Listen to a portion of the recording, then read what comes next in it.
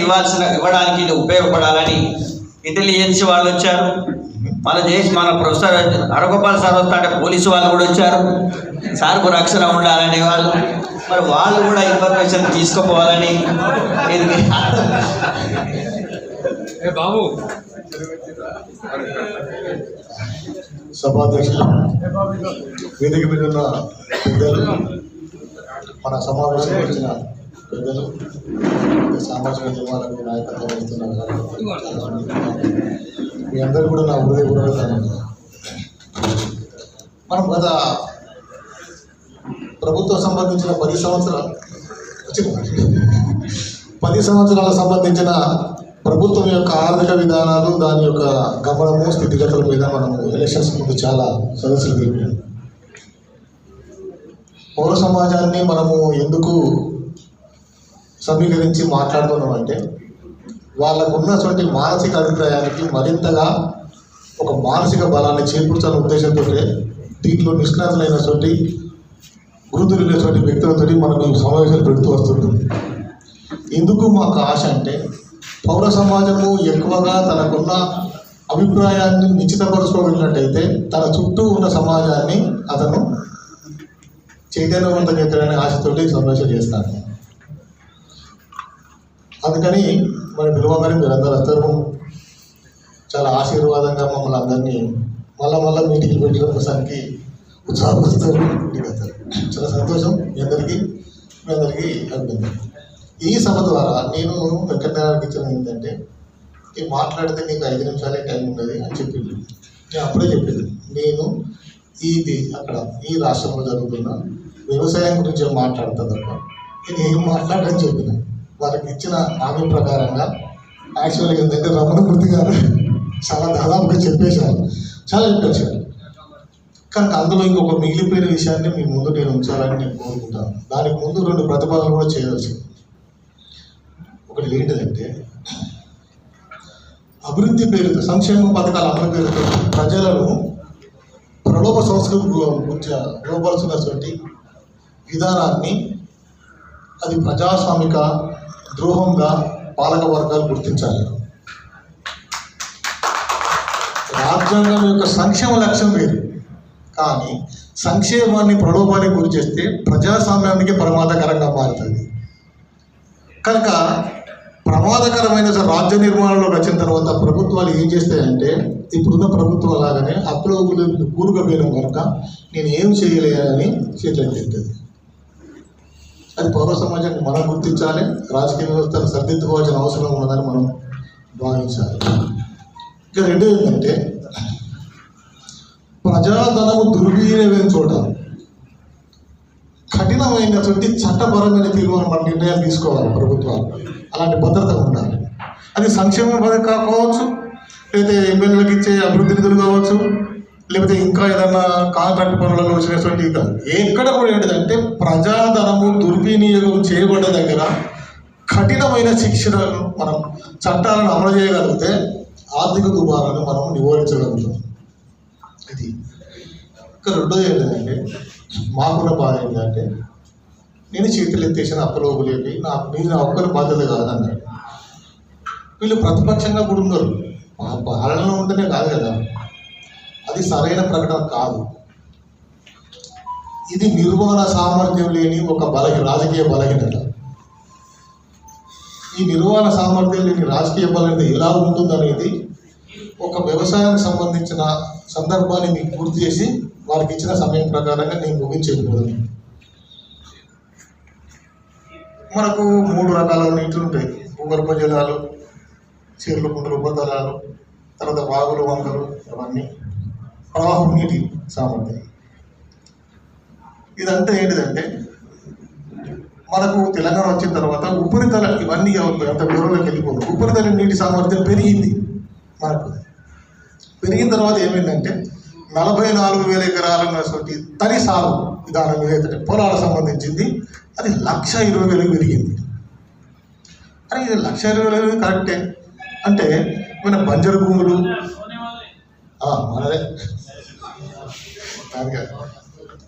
బంజరు భూములు కానీ, లేకపోతే అంతకుముందు ఉన్న భూస్వాముల దగ్గర కోసం అడవి భూములు కానీ, ఇంకేదైనా పాడుపడ్డ భూములు కానీ సాగులోకి వచ్చినాయంటే కాదు.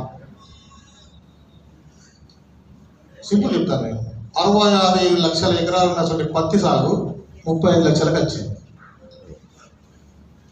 కంది సాగు తగ్గింది, ఇంకా రకరకాల సాగు తగ్గింది. అంటే దాని అర్థం ఏంటంటే నీటి కొరకు ఆ లభ్యత పెరిగిన తర్వాత పనితనాలు తగ్గించేటువంటి సాగు విధానం మీద రైతులు ఆధారపడి మెట్ట ప్రాంతాలను పొలాలుగా మార్చింది. మెట్ట ప్రాంతాలను పొలాలుగా మార్చింది కనుక రైతుల యొక్క పని విధానం కూడా దీని పడిపోయింది. కనుక వాళ్ళు కొంత పని లేనితనానికి కూడా అలవాటు పడతారు. ఈ సంస్కారం మంచిది కాదని మేము చెప్పుకుంటూ వస్తాను. ఇక రెండోది ఏంటంటే సంక్షేమం అంటే ప్రభుత్వానికి ఆహార భద్రత కల్పించాలి. ఆహార భద్రత కల్పించడం అంటే వరి ఒక్కడే కాదు కదా, కంది, పెసలు, మినుములు, తర్వాత కొన్ని ఇతరాలకు సంబంధించిన పప్పు దినుసులు అన్ని పడిపోయినాయి. మాంసం మనకి పప్పులు నువ్వుల సైతం పడిపోయింది. అంటే అంత లెక్కలు ఉన్నాయి. మీరు 24 లెక్కలు చూడండి, 25 చూడండి. అంటే నీటి వనరులను వ్యవసాయ అభివృద్ధి కోసానికి మనము రాజ్యాంగం సూచించిన ఆహార భద్రతను ఇవ్వడం కోసానికి ప్రభుత్వం ఎలాంటి విధానాలు అనుసరించాలో దానికి ఒక విధానం లేదు కనుకనే నీటి విచ్చలవిడితోటి సౌలభ్యంగా సౌకర్యంగా ఉన్నటువంటి వ్యవసాయం వైపు రైతులు మళ్ళీ వాళ్ళు. దానికి తోడు ఏంటిదంటే సన్న బండ్లు పండియండి, ఎకరానికి 500 రూపాయలు ఇస్తాము అన్నారు. ఇది ఏంటిదండి పద్ధతి? అత్త సొమ్ము అల్లుడు దానం చేసే పద్ధతి రాజకీయ వ్యవస్థలో ఉంటే అప్పు ఊళ్ళతో పడిపోకపోతే ఇంకేం ఊపిలో పడతామండి? మనం తెచ్చిన దాన్ని సక్రమంగా ఉపయోగించలేము, ఇచ్చేదాన్ని ప్రజలకు సక్రమంగా అందివ్వలేము ప్రయోజనం కోసానికి. దాంట్లో ప్రలోభం ఉంటుంది. నిర్వహణ కాడికి వచ్చేసరికి విచ్చలవిడితనం ఉంటుంది. మా వెంకటనారాయణ సార్ చెప్పి ఏం చేయాలంటే ఈ దుబారా అంటే దీనికి సంబంధించి బయటపడాలంటే వ్యాసరాశి చెప్పిన 7 విషయాలు చెప్పిన అంత ఇప్పుడు మనకు గెలిపదు. ఇక్కడ రాజకీయ వ్యవస్థ బాధ్యతాయుతంగా పనిచేయడం నేర్చుకోవడానికి సిద్ధపడతలేదండి. చిన్న నీటి నిర్వహణ విషయాన్ని నువ్వు సమర్థవంతంగా చేయగలిగినట్టయితే నీకు అన్ని రకాల యొక్క పంటలకు అవసరమైన విధానం వస్తుంది. ఎక్కడైతే స్థానిక ఉత్పత్తులు అభివృద్ధి చెందుతాయో స్థానికంగా ఉన్నటువంటి ఆర్థిక వ్యవస్థ బలోపేతమైంది.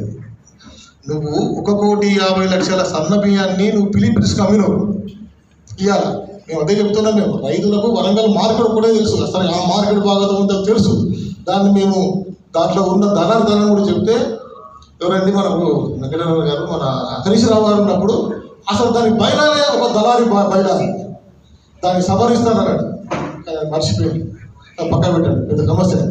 కనుక ఇక్కడ వనరులను ప్రజలకు అందించడం కాదు, ప్రజలే నిర్వహించబడేటువంటి ఒక విధానాన్ని అమలు చేయడం కోసానికి ప్రభుత్వం సిద్ధంగా లేదు.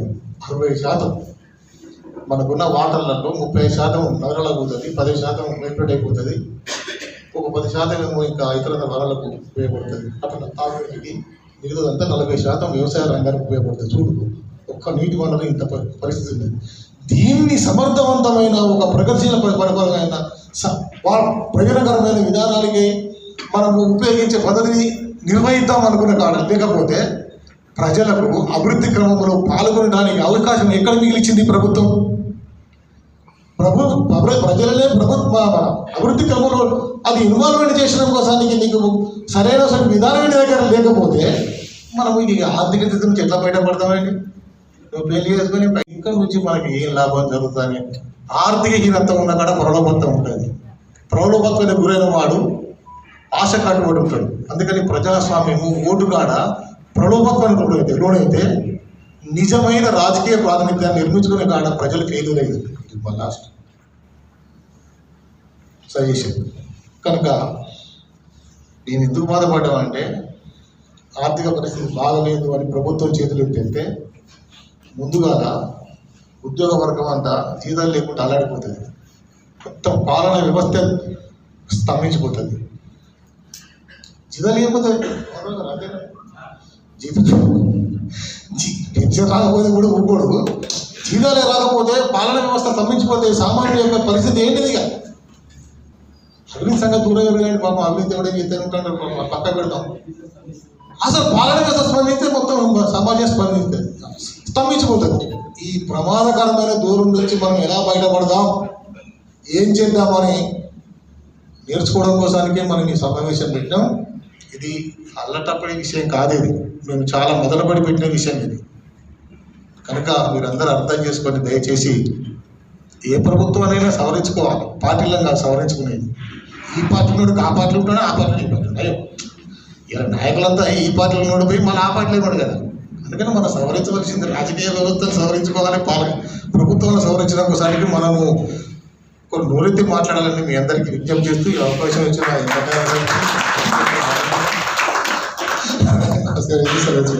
ధన్యవాదాలు. థ్యాంక్ యూ రామ్మూర్తి గారు. అందుకే తెలంగాణ తెచ్చుకున్న ప్రజలు తెలంగాణలో ప్రభుత్వం సక్రమంగా నడవడం, అభివృద్ధి నమూనా అనేది ప్రజల అవసరాలకే ఏర్పడాలనేది, పాలకుల యొక్క అవసరాలకు అధికార హస్తగతానికి ఉపయోగపడే పథకాలను మనం అది నిరాకరించాలి, అలాంటి వ్యతిరేకించాలి. అందులో భాగంగానే ఇవాళ పౌర సమాజం చైతన్యంతో పనిచేయాల్సిన అవసరం ఉన్నది. లేని పక్షంలో స్వతంత్రం వచ్చినా లేదా తెలంగాణ వచ్చినా, తెలంగాణ కేసీఆర్ పోయినా, ఇంకొక ఆయన వచ్చిపోయినా కానీ ఇట్లాంటి ఈ ల్యాబ్ సైడెడ్ డెవలప్మెంట్ అనేది కొనసాగినంత కాలం మనం సాధించుకున్నటువంటిది ఏం లేదు. ఓన్లీ ప్రాణత్యాగాలు మాత్రమే మన కళ్ళ ముందు కనిపిస్తుంటాయి. కాబట్టి ఈ సభ ప్రభుత్వానికి నిర్దేశించాలని మన సెంట్రల్ యూనివర్సిటీ ప్రొఫెసర్గా, కాకతీయ యూనివర్సిటీకి అనేక సంవత్సరాల నుంచి గెస్ట్ ప్రొఫెసర్గా వచ్చినటువంటి, మనకు కూడా ఇంతకుముందు ఇదే హాల్లో ఇంతకుముందు జరిగినటువంటి తెలంగాణలో ఎన్నికల ముందు జరిగినటువంటి సభలో కూడా డిఎన్ రెడ్డి సార్ రావడం జరిగింది. వారు సార్ రాజకీయాలకు అతీతంగా ఒక ఎకానమిస్ట్గా రాష్ట్ర ప్రభుత్వ ఆర్థిక వ్యవస్థ ఏ విధంగా ఉంది, మనకు ఆదాయము, ఖర్చులు, ఉపయోగకరమైన ఖర్చులు, అనుత్పాదకమైన ఖర్చులు ఏ రకంగా జరుగుతూ ఉన్నది, లోటు అనేది ఏ విధంగా ఉంది, 3,04,00,000 కోట్ల రూపాయల బడ్జెట్ అని చూపిస్తారు. ఆఖరికి మార్చి 31 వరకు ఖర్చు అయ్యేది మాత్రం 2,20,000 కోట్లే అవుతుంది. కేసీఆర్ అట్లే మొదలుపెట్టిండు. 95,000 కోట్ల బడ్జెట్ అని చెప్పి 65,000 కోట్లు ఖర్చు అయినాయి. ఆ నుంచి మొదలుపెట్టి ఒక 9 సంవత్సరాలు ఇదే చూపించేది ఒకటి, చేసేది ఒకటి. దానివల్లనే నష్టాలు జరుగుతున్నాయి.